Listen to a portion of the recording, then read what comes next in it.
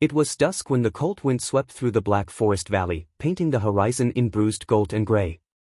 The road that cut through the pines was empty except for a single overturned wagon. The horses were gone. The fire had long burned out. And standing beside it, barefoot and trembling, was a little girl clutching a torn doll.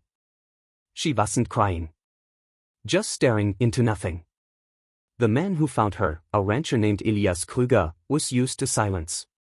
He lived with E.T., slept beside E.T., ate his meals to E.T., but that night, when he saw that small face under the dying light, something inside him cracked, like an old gate swinging open for the first time in years. He didn't know her name. Didn't know where she came from. But when he saw her tiny hand reaching out toward him, he said the first thing that came to his lips, something he didn't even know he had the strength to promise. "I'll be your father," he whispered. And from that moment, his life, his quiet, lonely life in the hills of southern Germany, would never be the same.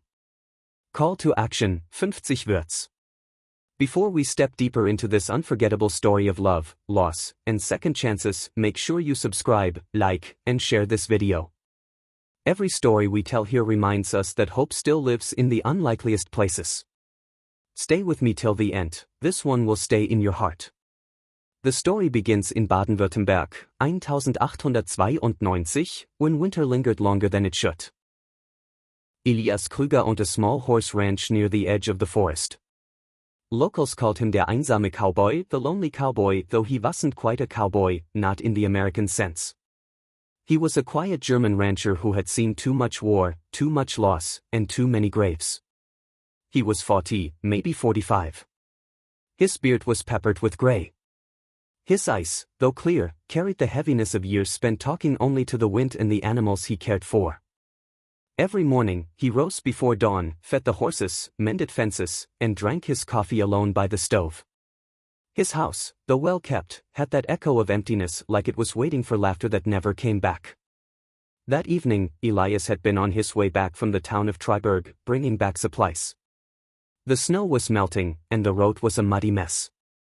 He was tired, his cart loaded, his heart heavy as always. But when he rounded a curve near the old mill, his horse stopped abruptly. That's when he saw it, the wagon, broken on its side, one wheel missing, its contents scattered. At first, Elias thought it was bandits. But there was no movement.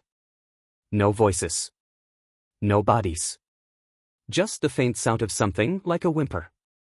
He climbed down, boots sinking into wet earth. The smell of burnt wood and spilt grain filled the air. And then he saw her, a small girl, no older than 6 or 7, her hair tangled, her dress torn, her face streaked with soot. She was standing beside what looked like a makeshift campfire, staring at a small wooden cross someone